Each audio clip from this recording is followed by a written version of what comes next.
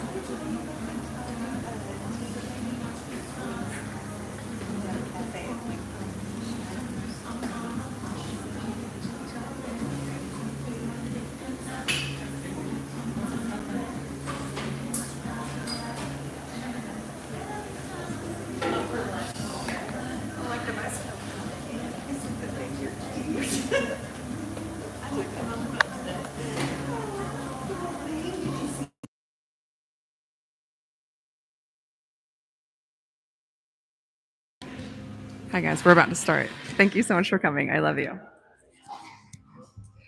Oh, hi Salim. Hi. So I am sharing my near-death experience here at a local shop. Hi Combination. Hi Ryan. How are you? Um, so yes, we start at 6. I'm so sorry. I'm a little early, but I didn't want to close the live feed. So if you want to, yeah, thank you so much.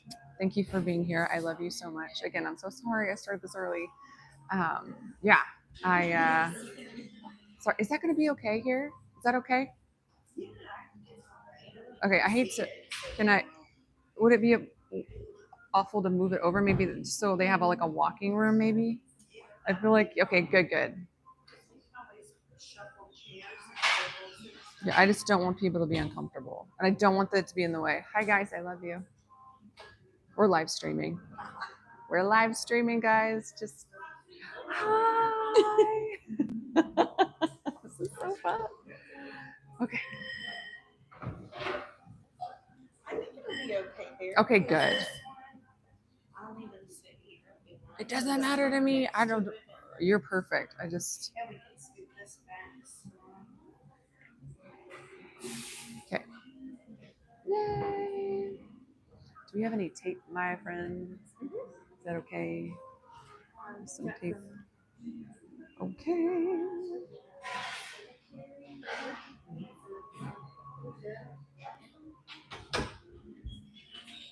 You're the best. Thank you, Kate.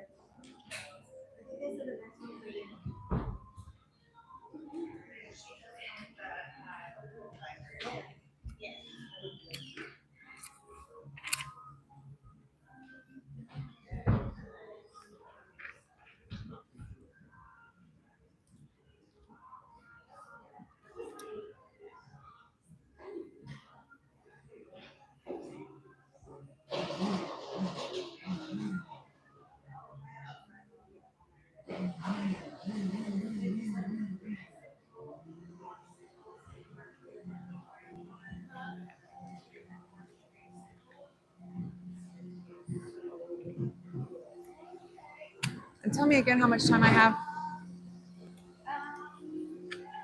If we can keep it around 25, 30. Oh, yeah, that's totally fine. My gosh, yeah. Just in case people, there you go. Should have put my name on it, but maybe they'll know. There you go. Yeah. Maybe we should. Just so they don't think it's the Deaf Collective one. Ooh, you know what? I Scan should. it, they'll see. I can put it up there, maybe, or somewhere else. You tell me where to put it. Whenever they scan it, they'll see that it's. Okay. I think that's good. All right, babes. Okay, you got this.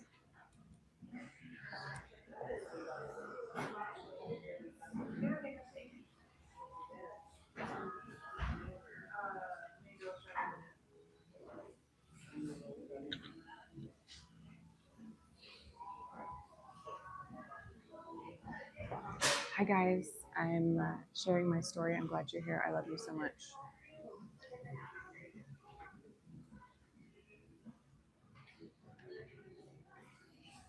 Okay.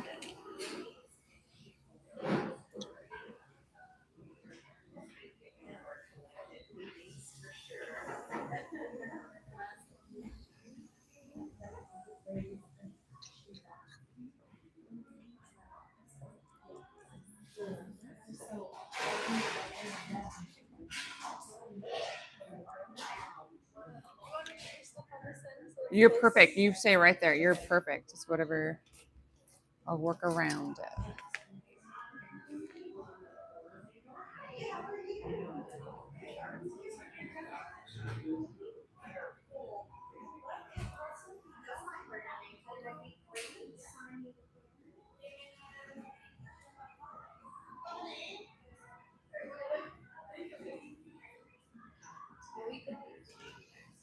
So it doesn't work.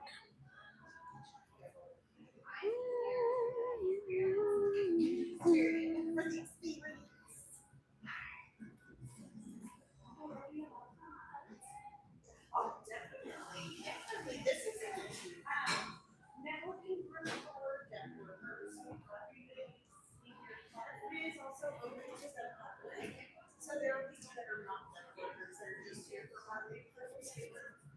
Hi, how are you? You hear me? Wonderful. We use some name tags if you like.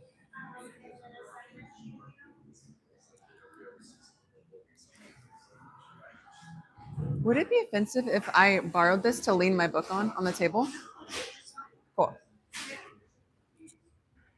I don't want to promote Life Water because they're not sponsoring us.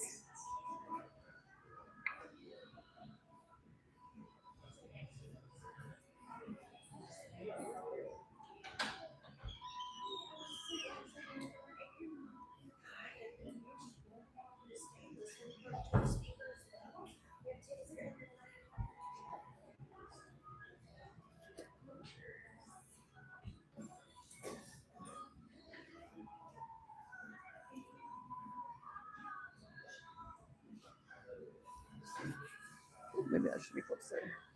So yeah, we usually just kind of like mingle for about the first 15, 20 minutes. Love it. And then get started. Okay. I'll introduce you, we'll get started. Yeah. Do a little time for a little Q&A if you're okay. Any yes. Open it up to I Q&A. love that. Yes, Okay. I would love that. Perfect. And yeah, I think that's it. Yes, keep my time because I don't know I know. if you don't mind. Thank you. Usually I have like a timer or whatever on there when I speak because I always like I like track it or whatever. But yeah. So I'll just focus on the near-death experience and then kind of like, right? Is that what you're kind of thinking? Yes. Okay, good. Yeah. No, focus. 100%. No, I love that. Love it. Hi. She is one of the journalists that has started the collective. But this is Cara. My name's Cara. It's so nice to meet you. Oh, good. Yeah. Your face, I can recognize it. Yeah. I'm excited. Yes. Oh, thank you very much. I'm Nice a to little meet you. frazzled because I was in traffic for 40 minutes. But No, traffic here is so bad. It really is. It's awful. Plano area, Oh, I'm sure. I'm Even on the excited. highway. I'm excited to be here. Thank you It's been so fun. much. It's like she went right upside down, so you see just kind of mingling a little bit. And I was like, Yeah. no, you got to relax. There you go. Yeah, get yourself a little something. Yeah, yeah. I love it. Nice to meet you. It's pleasure. Pleasure. I love it.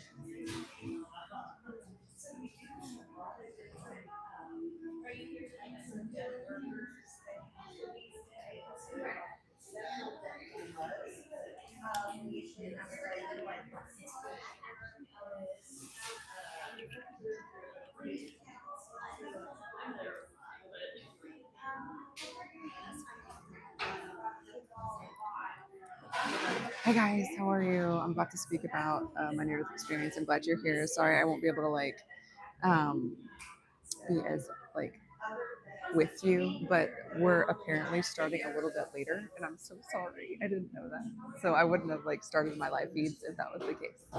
Sorry, so sorry. So yeah, love you. Glad you're here. Love you.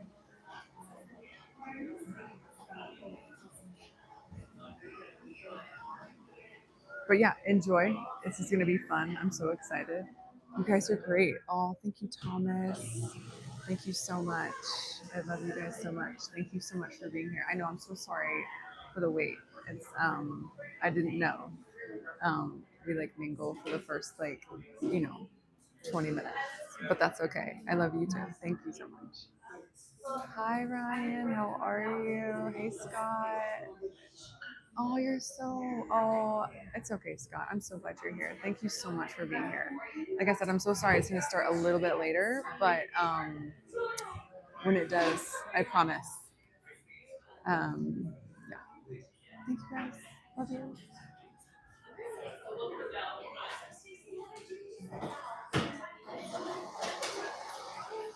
So I'm going to go sneak off and get coffee. I'll be right back. Love you.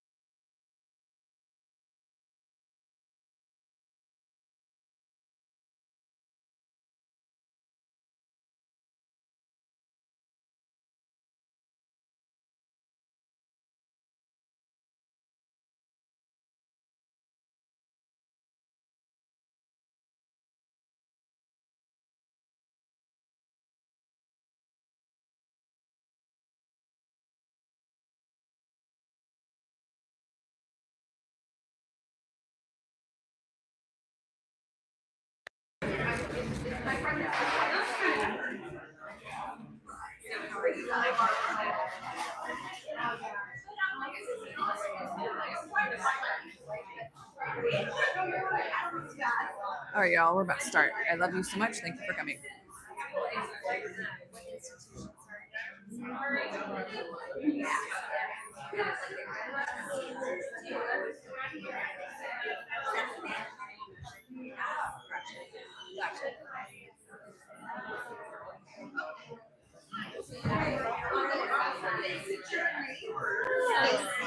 So I said you had no idea that the coffee shop was here.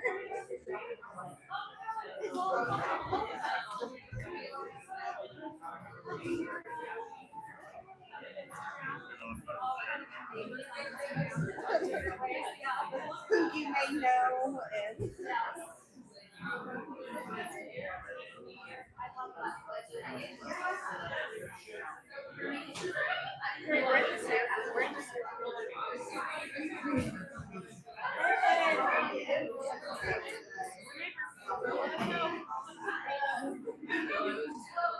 thank you for letting me.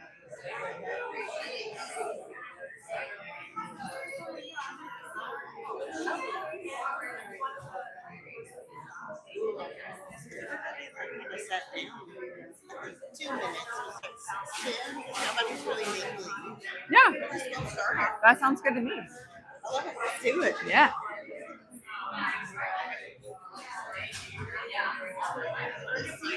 That's perfect if that's okay. Hey, y'all. Go ahead and get started. I know normally at our monthly meetings we mingle for a little while first, but since we have a speaker, everyone's seated, we'll just kind of mingle in a little bit. So my name is Brittna. I'm one of the founders of Deaf Collective North Texas. I want to thank you all so much for being here tonight. If you're not familiar with the collective, we are a group of deaf workers here in the North Texas area. So that encompasses everything from funeral directors, attorneys, deaf doulas, you name it. And then people that are just curious about deaf work or not at all scared of death or anything like that. It's not taboo to you. So we're so glad to have you. Tonight, we've got a fantastic speaker. This is Cara Marlene. She has had a near-death experience, written a book about it, and has come to talk to us about kind of what she's brought back from the other side and maybe some lessons learned. After she talks, we will have some time for some Q&A. So make sure to kind of save up any questions, think about anything, and she's happy to answer those afterwards. One more thing about Deaf Collective as well. We do meet every month generally, but we are taking a little hiatus for summer. We'll be back September 18th for a fantastic meditation event. Devin, did you want to share a little bit about that event? I just put you on the spot. Surprise! Yeah, we're going to be meeting at the Dallas Meditation Center and doing a collaborative project with people from them and us and exploring the different ways that meditation and mindfulness can serve deaf work and vice versa. We hope to see you there. If you did not sign up for our newsletter and you'd like to keep up with the events, we do have a sign-up sheet right over there. If you're not interested in being on the news list, we'd still love to know that you were here. So if you could just write your name down, it helps us know how many people we've reached. So with all that said, I'm going to go ahead and hand it over to Cara and let her take over. Thank you so much. Hey, everybody. My name is Cara Marlene. I'm so glad to be here. Thank you, Brittna. I actually know Katie. She was my first friend in Union. We met during COVID. And I love telling the story because I had actually walked away from religion completely. And she was the first person in a religious position that I spoke to. And she just, fast friends, very dear to me. And then I met Brittna through her. And I was, God, it was like how long ago? I did a death cafe. It was last year. And then we kind of like broke for holidays and then I'm here. So thank you so much for allowing me to speak. So I am an author and a speaker. I've spoken at like Washington, D.C. at IANS. It's an international Association of Near-Death Studies. Oh gosh, 2 years ago. That's when I launched my book and everything like that. My near-death experience was when I was 8. I grew up on a ranch in Kansas, really small town, back in like the 80s when you didn't wear like helmets and stuff, you know, when you're riding bikes. And I was with my little sister, Bonnie. She was like 3 years younger than me. And it was a beautiful sunny day.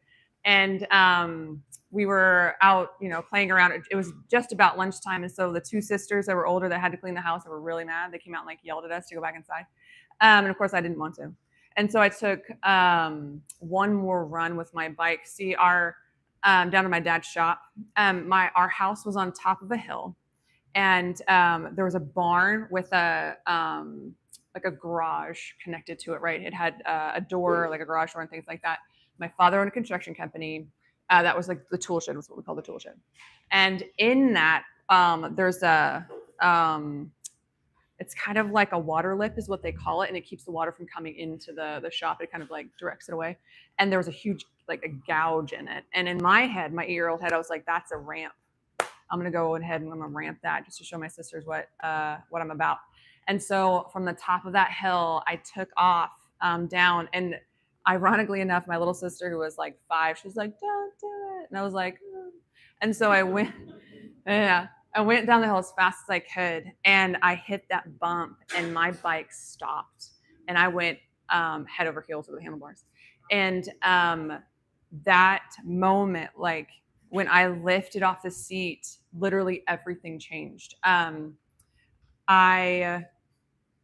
What I know now to be my awareness, the full awareness that like someone can get to, the state of awareness that you get to, opened up like that. And the seconds between me lifting off the bike and hitting the ground, it's almost like the door was just kicked open. And I remember from afar hearing myself hit the floor. It's almost like I was disassociated with it. It's almost like from a distance. And I remember hearing this, like, if anyone's seen The Godfather, when he takes like a bat to the back of someone's head, it felt like it sounded like that. And it's like, it's a pit in my stomach every time I hear that. And then I hear this sweet little sigh, and I knew it was me. And then I just blacked out. And I remember coming to, I was lying down, and in the garage, because I knew it was a garage because there was like this rectangle. It was really bright, and I kept like, as I was coming to, I was kept like trying to blink because it was so bright. And it was lying down, and then it got to the point where I was trying to move, and I couldn't. And it wasn't like, okay, so you fall down, like you're tired, you can't get up. It was almost like I was in a corpse. There's almost like a disconnection from me, who I know myself to be, and then the body I was in, and I started freaking out. It still wasn't clear. It was still really, really fuzzy. And all of a sudden, I looked back at the rectangle of light. There was a figure there, and I thought it was my sister. And I was like, you have to go, because I couldn't move anything, but I could speak. I knew I could speak. And I was like, you have to help me. Like, there's been an accident. I'm really hurt. You go get mom and dad. And it just stood there. And I thought it was, you know, my little sister was like, you're either stupid or you're being mean. So like, I got really upset. And the more upset I got, oddly enough, my awareness kind of came back, and I was taking in the whole scene. And I remember I couldn't, like, the figure that I saw was still fuzzy. And I could tell it was like a human, because it had a head, 2 arms, 2 legs, and a body, right? But I didn't know if it was a woman or a man. And then I really took in what was around me. So the darkness that was around the rectangle of light was black, but it wasn't like when it's dark outside or whatever. It was like the vastness of space, like without the stars. And I was like, oh my gosh. And I remember like looking with my eyes, and I remember feeling like you could feel the ground. It was holding me, but there was nothing there. Like it was, and then I looked to the light that was coming in, and what I thought was sunlight wasn't, because I should have seen, so I was raised on a ranch, right? You should see this, you should see the sky, you should see the clouds, you should see like the 30-foot trailer next to each to the hay barn, right? And there was nothing there. And there was I believe that was the first time I realized what some people call God or spirit or Gaia, right? But I call love. Like I don't say God. I'm not a religious person, but there was an undeniable knowing that I was in the space where my home was, but my home had transformed into another something, wherever that something was. And I looked at the figure again, and I said, "Am I dying? Am I dead? Is this heaven?" And to this day, it still moves me. I'm so sorry. It's overwhelming. Like, just, it was like a floodgate opened up. Like, and it was like there was just nothing but love, and it just dissipated any fear I had. And it's finally like this space where I was in the in between, where life is and where we begin, basically exist, is the purest presence of love. Like, that's what I knew beyond a shadow of a doubt. And it was just so beautiful. And so once I took in all of the space, all the light, and that understanding and knowing, I looked back at the figure, and I remember not speaking with my voice. I remember speaking with my soul, my voice.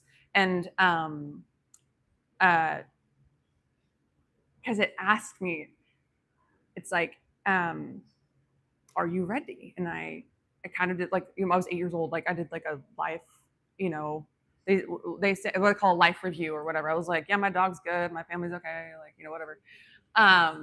And I said yes. And the moment I said yes, it's like I accepted that. That love, that I call it the dwelling place of the divine, right? And it's where love's purest presence dwells in, like, what I believe in all of us. And it's almost like body, mind, soul, spirit just fell into that. And as I was falling into that and just letting go into it, really, it wasn't like a falling or whatever. It's almost like I just let go into it. I remember there was a space, like, as I was falling into I would call myself the union of love. I crossed this threshold where fear began again. And I believe that was when I came back into my body.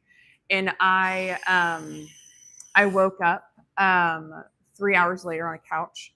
I didn't remember I didn't remember, like, getting up or being moved. I didn't remember anything. But my mother and I were having a conversation, and I was on the couch, lying down, blanket on me. I had like this like mirror, and I could only see like half of my little chubby 8-year-old face. And I look at my mother mid sentence, and I was like, "What happened? What am I doing here? Like, how did I?" Like, what happened? And I just kept like kind of rambling, and she was just like, she was a very impatient mother. She had like 7 kids. Okay. So like, she's like, "Oh," and she got up and left. And I remember tilting the mirror, and like I started screaming because there was a contusion the size of an orange on my head, starting from my eyebrow into the back of my skull. And it just sat there, and it was like red and awful. And I remember the doctor, my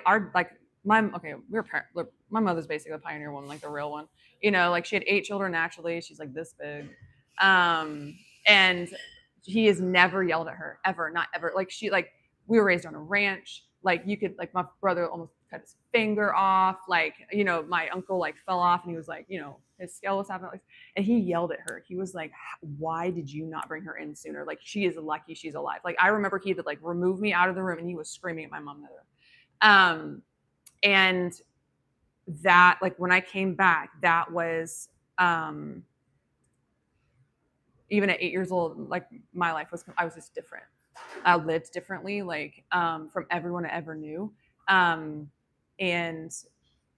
because that love, that connection, that gateway just did not go. It was like it transfigured me. Like I said, I'm not a religious person, but that transfiguration, like, when you talk about that, like, I'm just different than I always was. Like, people used to say that to me all the time. My brother too, he was like, you you were just different, you know. And it wasn't like it was bad. He just couldn't really put his finger on it, and that led me into this life of my it's miracles and magic and things like that. But that the understanding coming back that we exist in that love at all times, and I believe that fear that we've either been taught, you know, keeps us from that. And I believe that my lesson in that was that it is here with me at all times, and I can have that. I can bring that, like what they would call bring heaven down or whatever. You don't have to wait for that if you want to use it in terms that, you know, the South might understand. But and that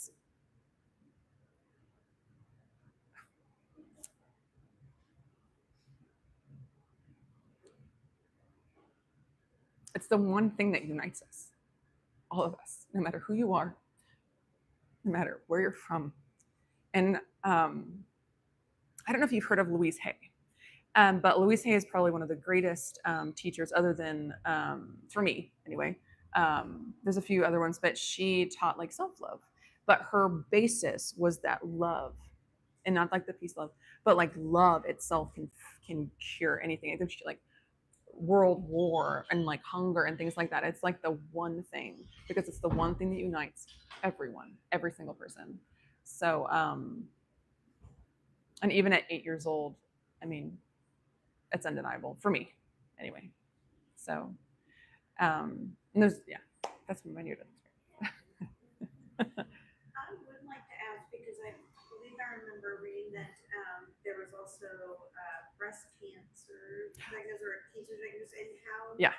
did the near-death experience affect your thoughts or whatever about a diagnosis like that? Yes, thank you so much for asking. That's what we're going to do it. So after my near-death experience, I went on Love. Took me on this just journey, even as a child, all through my life. I have had experiences. I've had premonitions of the deaths of loved ones when I was a child. I realized what manifestation was, how to manifest very quickly. But the most monumental was actually right before COVID. One of the things that happened to me is I was diagnosed with bilateral breast cancer, and in my family, that's like hereditary. I'm third generation. My grandmother died of it. My mother had it actually the year before. So the 2015, I moved to Fort Worth. 2016, my mother and father were both diagnosed with 2 kinds of cancer, and then the next year I was with a BRCA2 gene mutation that gives you like a 75% chance of getting all the killer cancers. And in 3 days, I was miraculously healed from it. And it was because of tapping into that dwelling place, that connection, that relationship that I had developed with the divine, and following its leading. So it started with the premonitions, like trying to figure out, like, oh my gosh, what is this voice? Like, it's coming from that space, right? And I'm like, I'm gonna trust that, and then like manifesting things and whatnot. But that was monumental to me, because it restored, one, my faith, but two, in love itself, but my relationship with that, with love itself.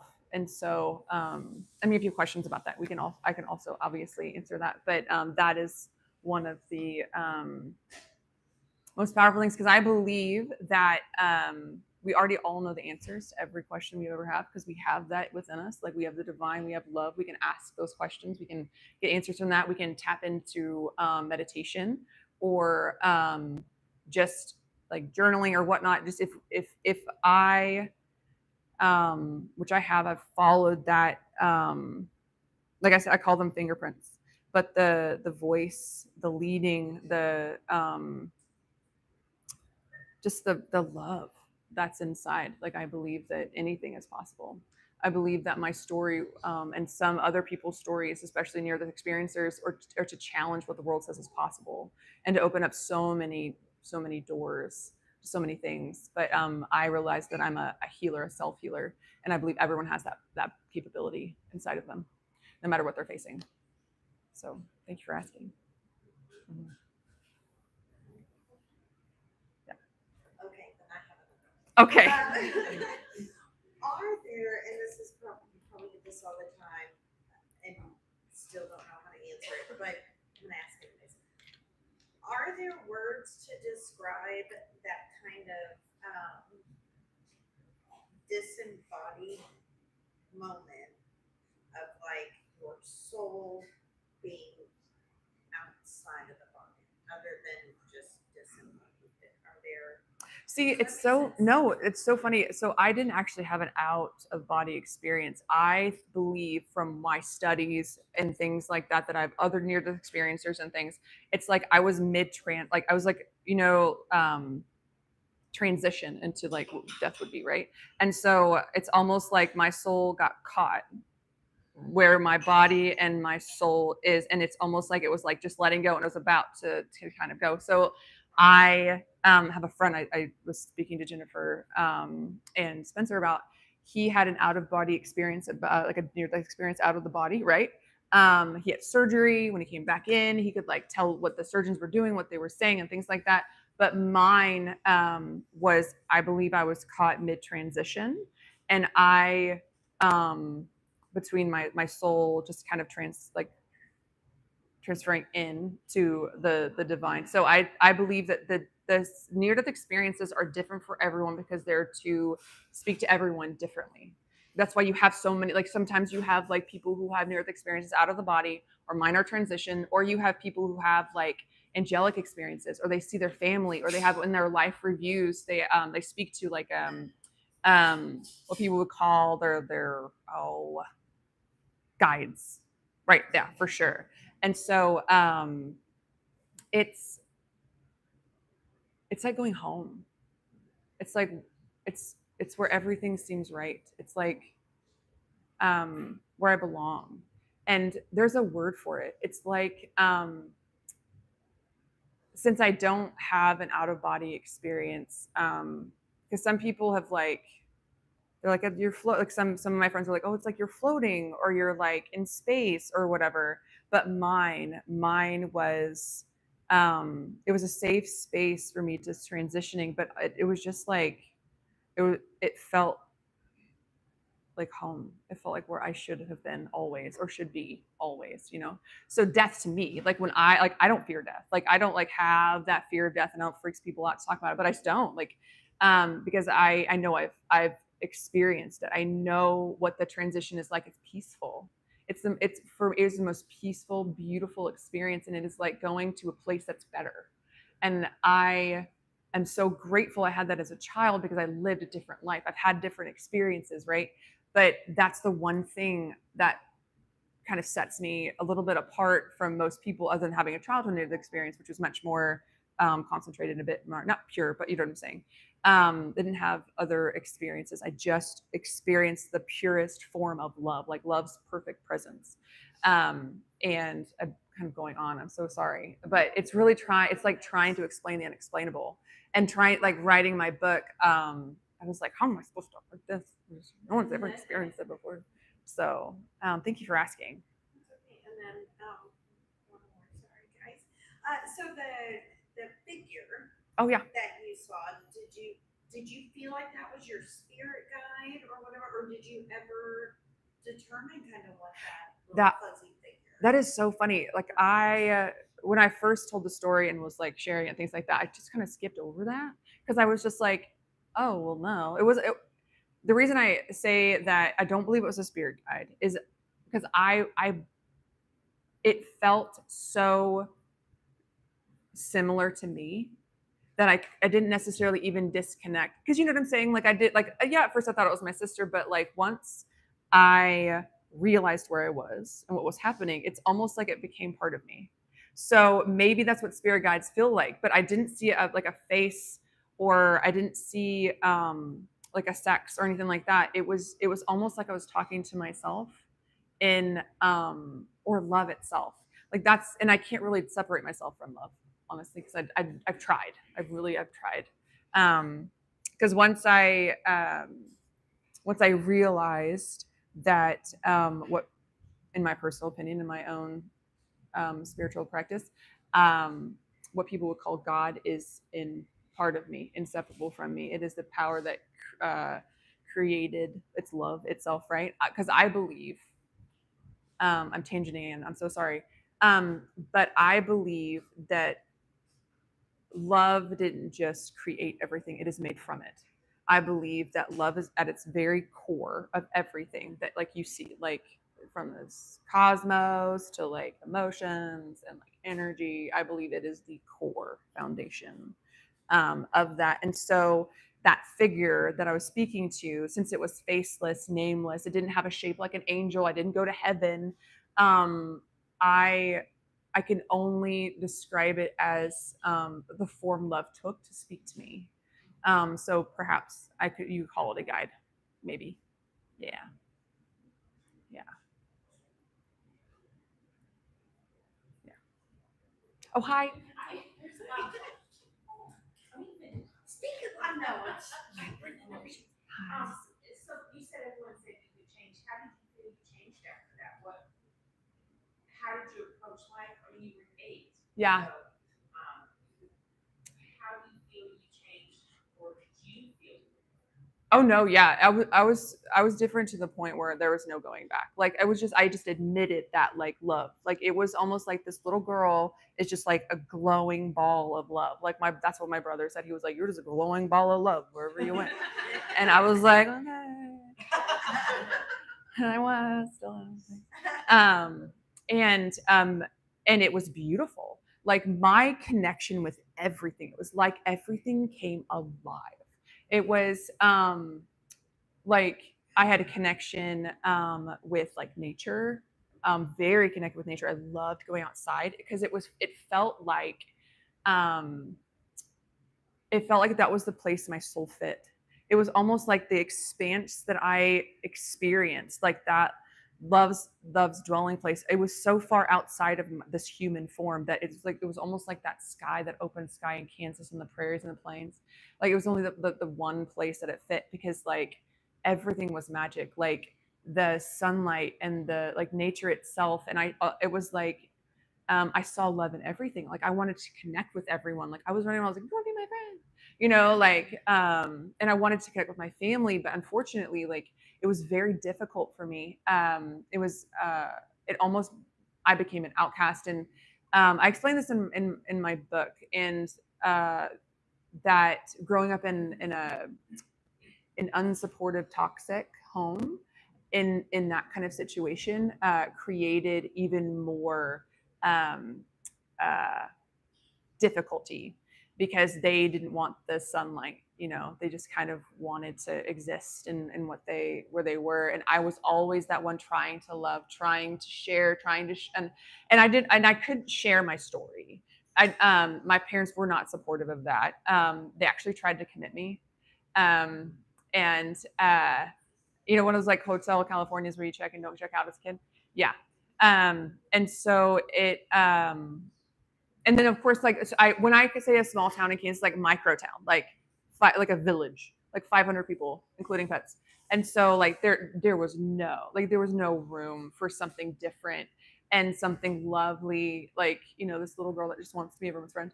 So yeah, I was very different. So what I did is I became um technically I isolated myself, but that was one of the best things that could have ever happened to me, in my personal opinion, where I was, because it made me develop that relationship with the divine.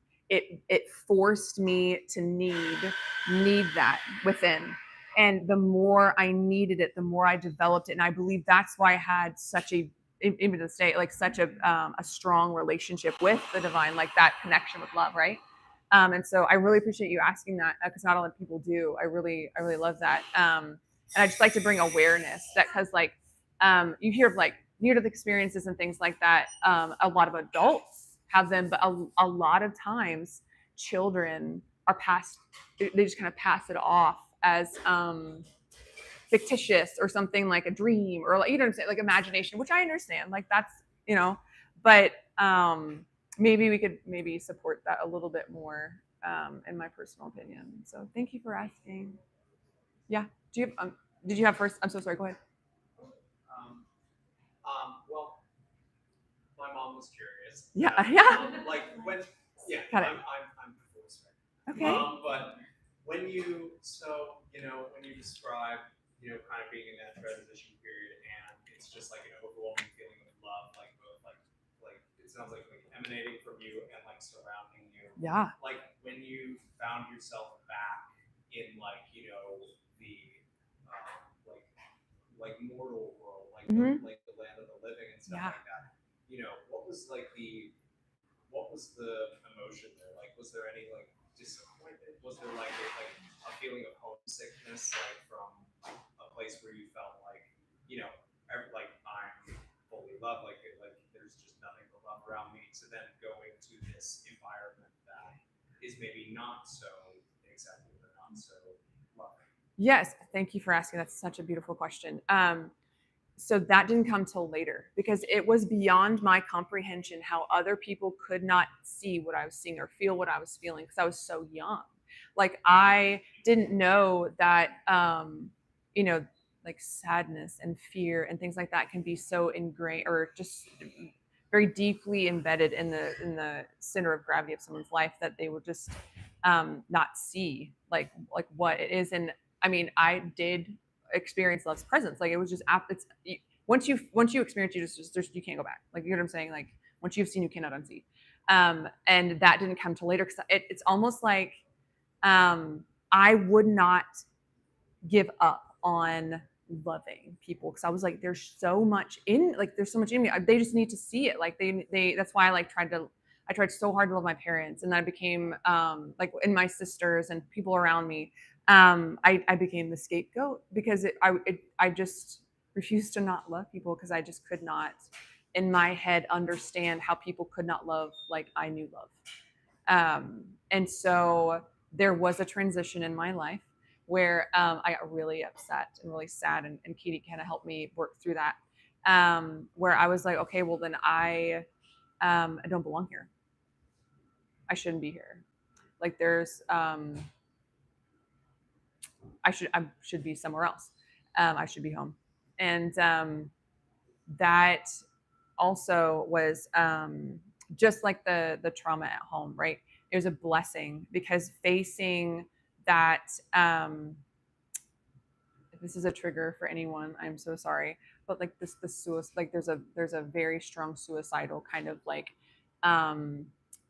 tendency when you have when you're facing just the reality of this world and such strong contrast to the love I know that exists here and elsewhere. It was a beautiful transition, working through understanding my place and my purpose.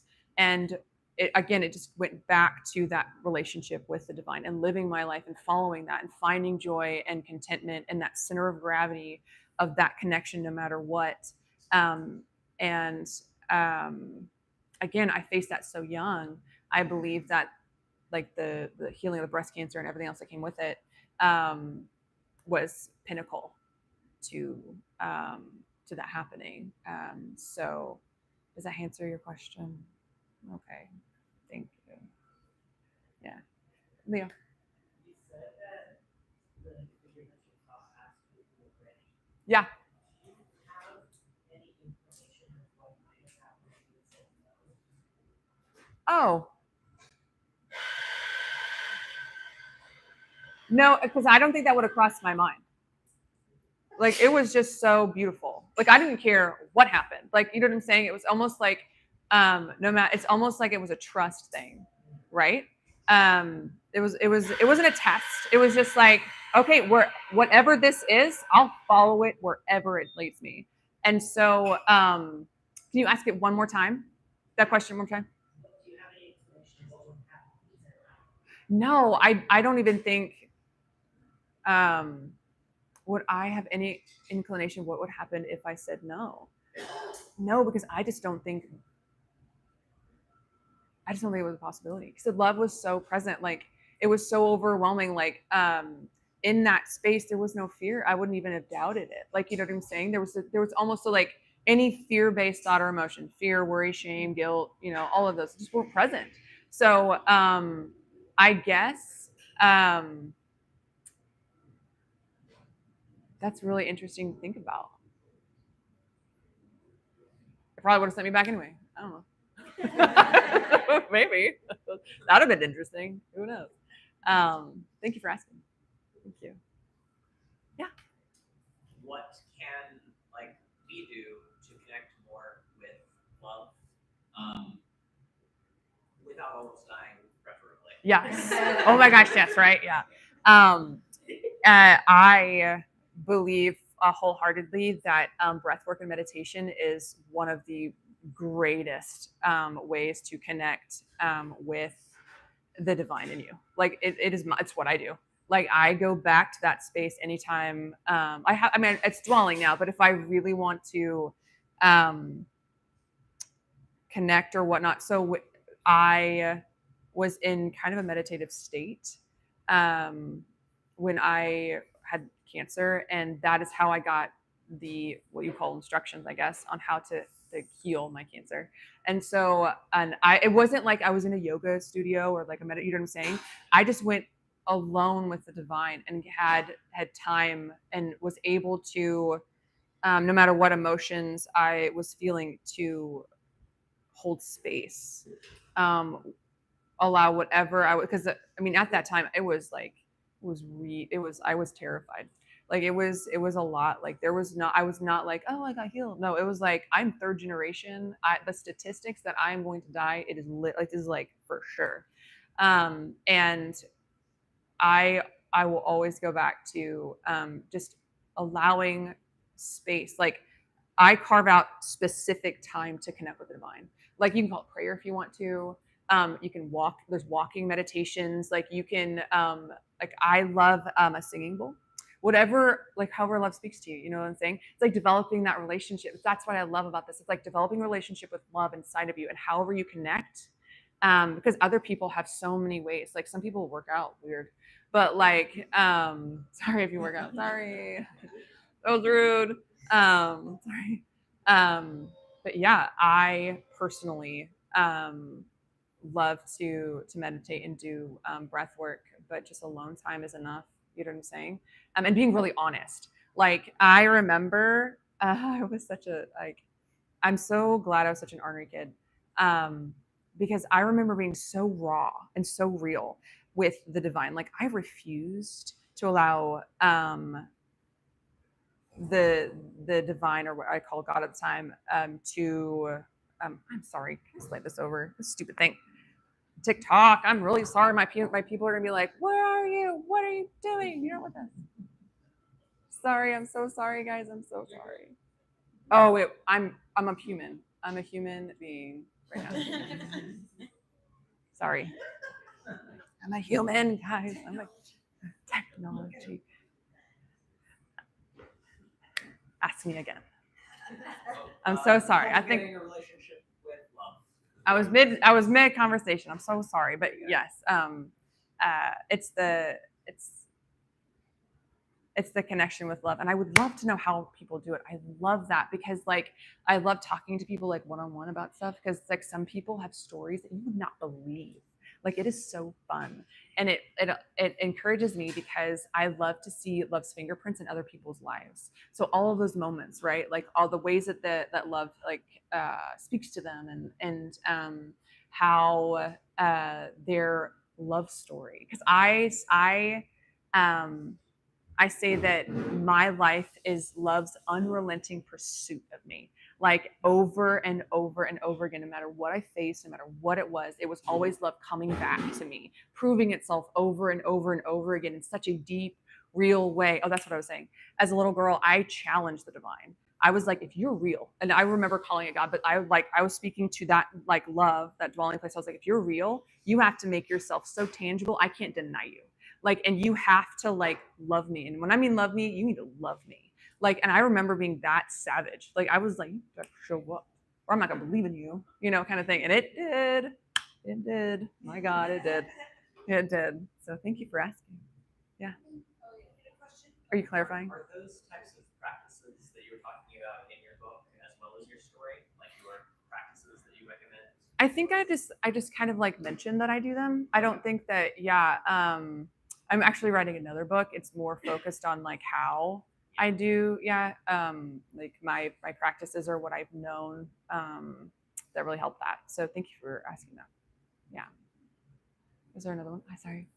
I had a question about earlier you mentioned your studies and how that helped develop like how you saw and what you came to know as your future, like that Yeah. divine feeling. Yeah. If I thought about that, what I would explore, I think about studies of the human brain, right? Like Yeah. neurology, Mhm. neurologists, and how I think even I've heard come across before that flooding of chemicals to the brain during those traumatic experiences where Mhm. like, you just experience euphoria Mhm. and things like that. So I was curious what studies that you found along your path of trying to figure this out or understand it and what it is. Thank you so much for asking that. I love that question. If people didn't hear her, she was asking like what studies did I study to kind of prove or like just kind of know more about like my near-death experience and other things. So I didn't know I had a near-death experience until it was like in COVID. Like I was speaking to a now very good friend of mine. His name is Trace Bell. He's in California. His father is named Rob Bell. He used to be a mega pastor, and he like one of the largest mega pastors in the country. And he had an awakening, and so he tried to transition his church into more of like an aware kind of church or whatever. It didn't work. So he like moved to LA and became a prolific writer, right?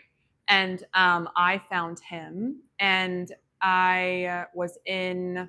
So I was trying to write this book, and I was in like a class or whatever with him and his son, and I did like a one-on-one with Trace. His name is Trace.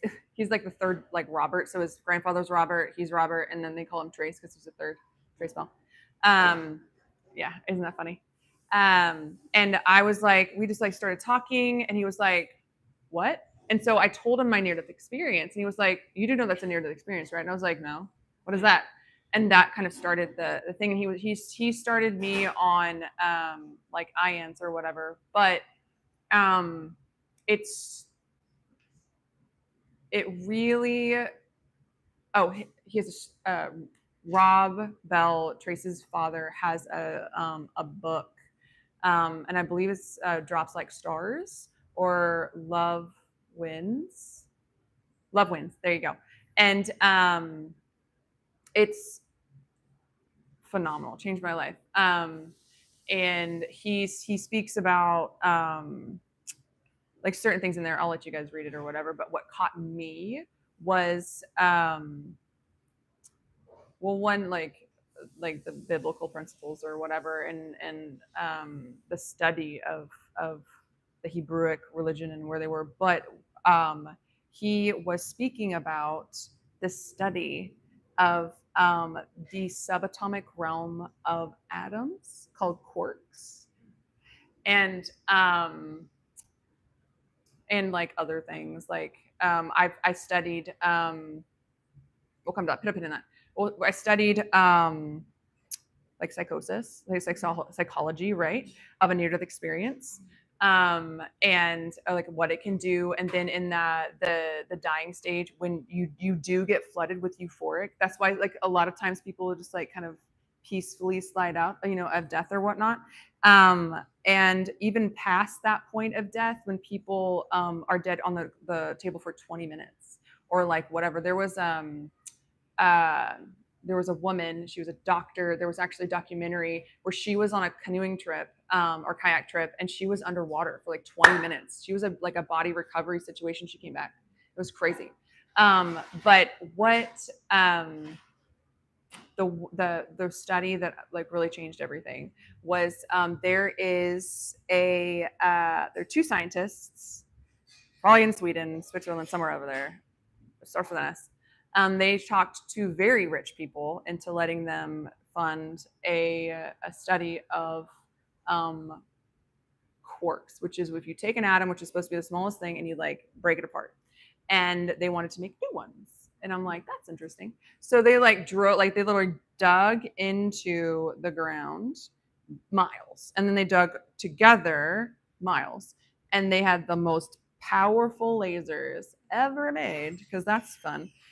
Shoot lasers at each other to try to make new atoms, so they could study how atoms are made, like which is the quark, the nanoparticles of quark film, and they did.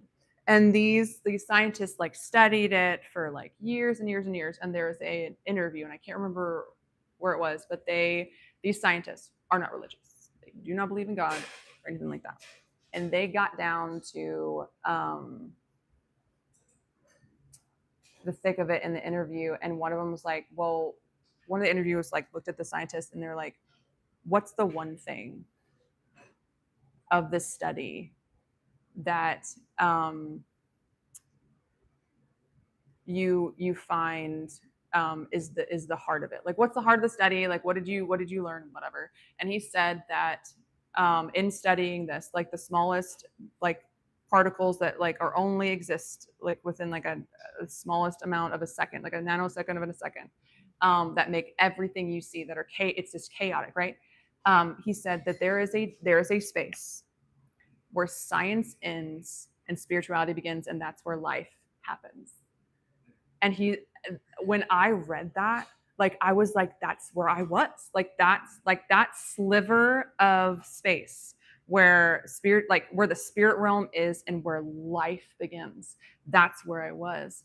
And in everything that I move forward with, like the study of like the other experiences, near the experiences, or like childhood experience, whatever. That's been the most monumental, I guess, for me, because there's a scientist. Like he wasn't religious. Like he wasn't selling anything. He was just like, yeah, this is what happens, and he just like went on his way. It was like a one sentence thing, and he was like, bye, kind of thing. So I hope that answers your question. Okay. Mm-hmm. Yeah. Oh yeah, thank you so much for asking. Okay, so I was raised in a very strongly Christian. I wouldn't say Christian, because it was very a toxic religious home, right? And we didn't believe in miracles. We didn't believe in speaking in tongues. Like we didn't believe in anything but what my mom said. And so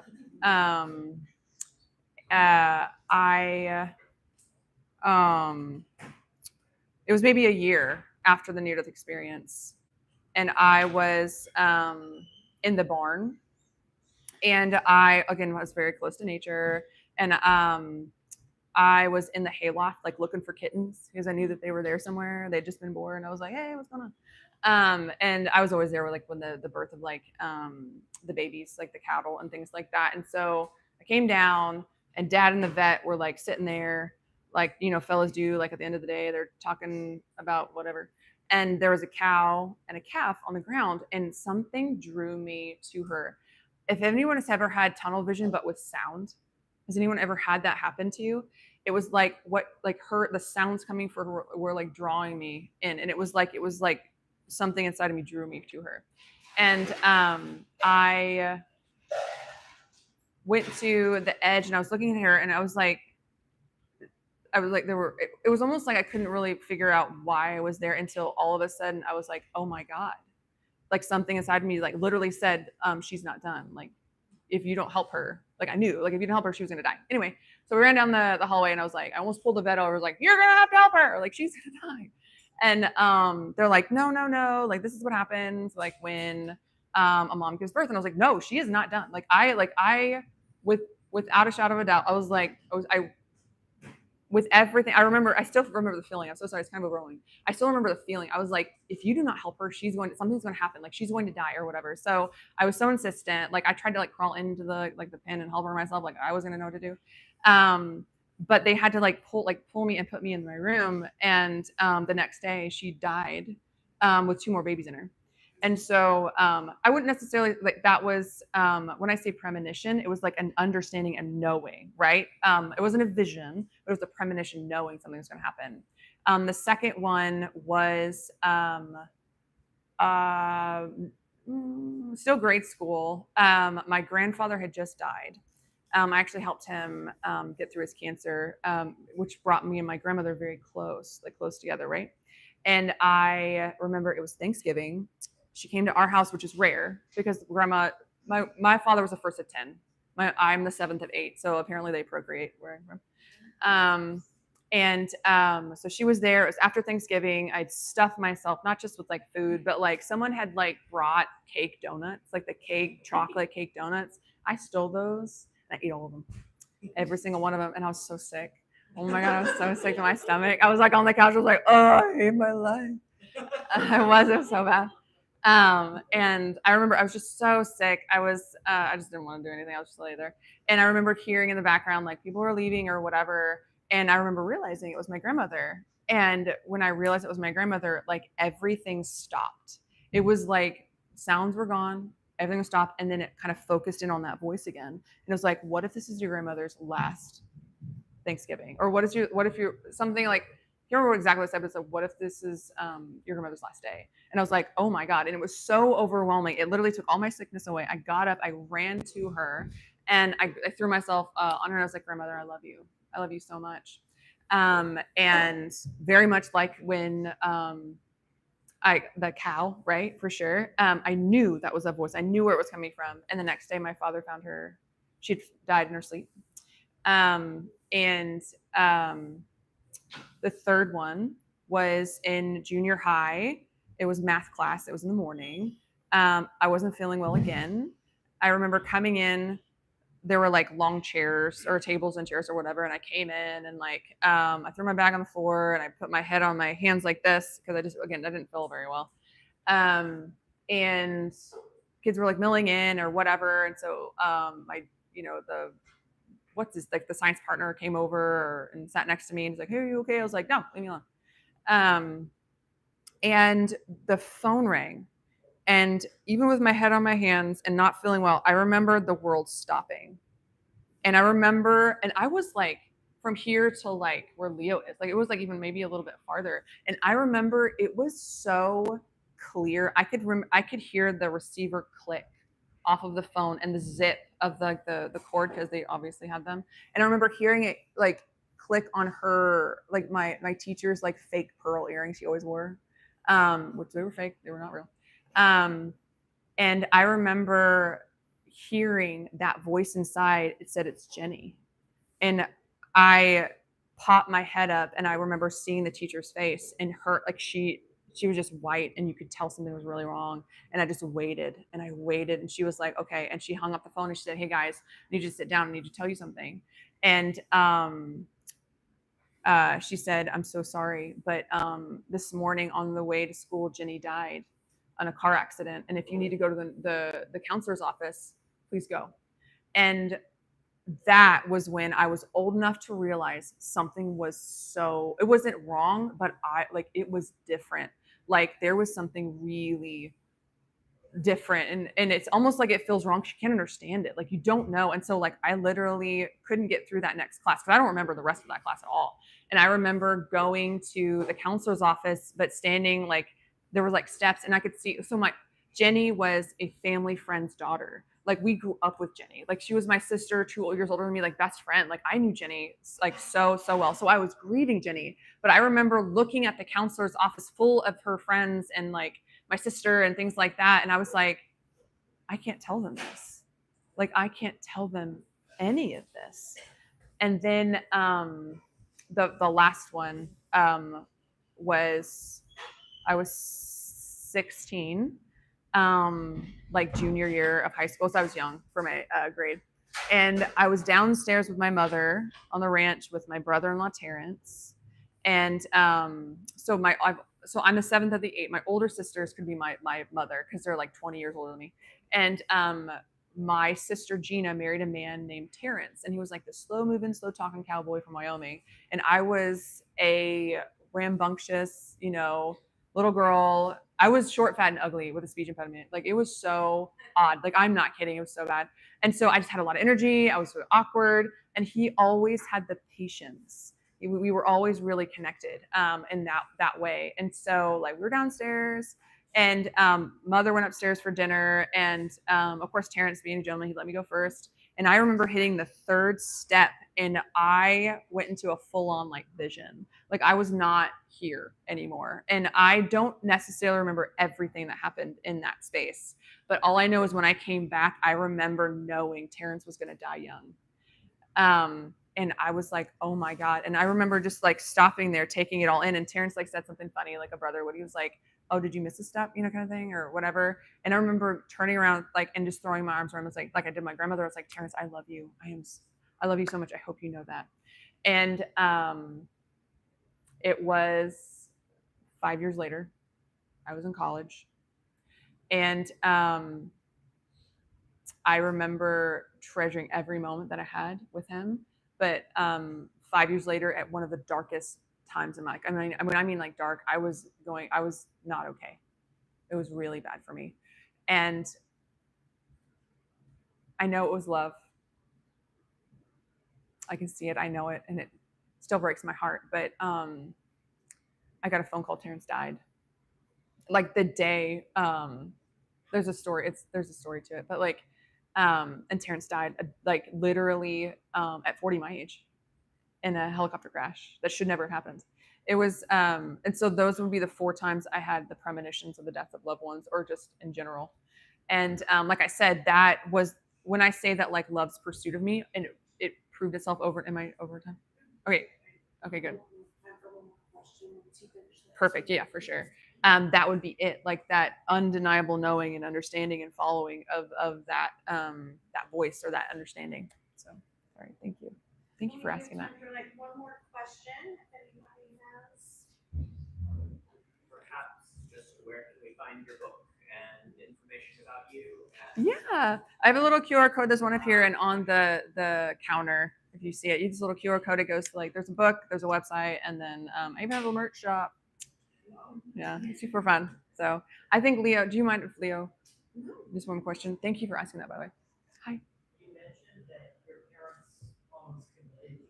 Can you talk about what your experiences been like, having your experiences like pathologized in medical world, or what that's been like for you? Oh, so my experience like in medically, heck yeah. Yeah, for sure. So near death experience, obviously, there's a lot of like understanding of chemicals.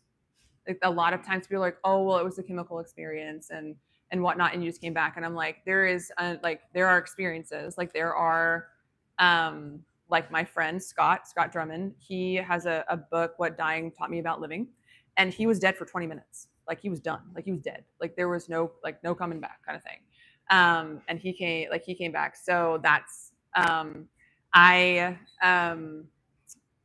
I call myself like a walking miracle or like the likes of miracles or whatever. I believe that there is nothing that is impossible, just improbable. And that's where science and statistics and things like that kind of like live, right? But there's always this little space where like impossible doesn't work because there are things that have proved impossibility. And so the near-death experience is honestly easier to like study and things like that because it's traumatic. Blunt force trauma to your front lobe is there's only so much you can learn about that. But my miracles were different. Like the miracles because I was so split because one, it was one of the most beautiful experiences ever because obviously my life was saved, but it restored my faith with that connection, like with that relationship with the divine. But there was I don't know if people understand polarities, but like, you can hold 2 polarities in life, right? At all times. That's really what life is. In my personal opinion, it's about being able to hold 2 polarities at one time, which is, and being able to balance the 2. You know what I'm saying? Because like we have to have that. But no one, and I mean nobody, tried to disprove that miracle more than me, because I was like, if I'm dead, if not, like kind of thing, right? Like if it did not happen, like, and it wasn't it was irrefutable. Like the breast lumps were gone. Like the doctor's like, there's nothing to find. I was like, oh, okay, well does that happen? Kind of thing. And so like I studied tumors. What are they made of? I studied cancers. How does it work? I studied like psychology, like in this actually happened. And then it went into like energy work. Like what's energy work? Like what's what is it called? Chi? And what is breath work? Like what is like meditation? What does it actually do? And whatnot. And so that's why that scientists quote, there is a space where science ends and spirituality begins. And that's where life happens. That's where I hold space, because like it is like statistically I should be dead. Like because I've had other experiences where I've actually like died. So I've had cancer 4 times. I've physically died twice, so a near-death experience, and then they coded me on a table on a tonsillectomy, if you could believe that. Came back from that. I got hit by a bus on my bike. Crazy. So I'm just a walking improbability kind of thing. I love them. Oh, I can't. I love them so much. I love them. I can't do it. So thank you. And I love like talking about like what I've studied, because again, it's just more proof to me that like it's undeniable, really, and for me anyway. So thank you for asking me. So. Well, thank you so Oh, much gosh. for being here. Thank you. No, you're fine. You're fine. You're fine. Yeah, for sure. So, again, thank you so much for sharing your story. If you didn't get a chance to ask your question, or you just didn't want to do it in the group setting, we do still have some time to mingle, so feel free to ask her any questions. If you are part of the deaf worker group and you brought any business cards and you want to set them right out there, feel free. We like to network within our group and all of that. Are there any announcements that I've missed, Brenda, that you can think of for the collective? September 18th. We also want to thank Union so much for allowing us to have this space tonight. Anytime you're in the area or even not and just craving coffee in a really safe, wonderful space, please come out and join Union, experience Union, beautiful yard out there if you have dogs, and they do a lot of great community events. So make sure to check them out as well. All right. Go team, thank you. Thank you so much. And we do, city closes at 8, correct? So we have a little bit more time to mingle and stuff. All right, thank you. Thank you, Brenda. Oh, I want to make sure I get those.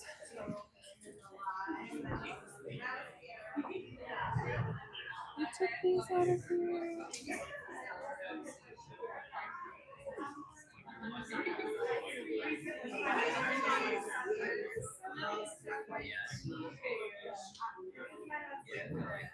Thank you guys, I love you. Thank you guys, I love you. Oh, thank you. I love you. I'll see you guys soon. Thanks for coming.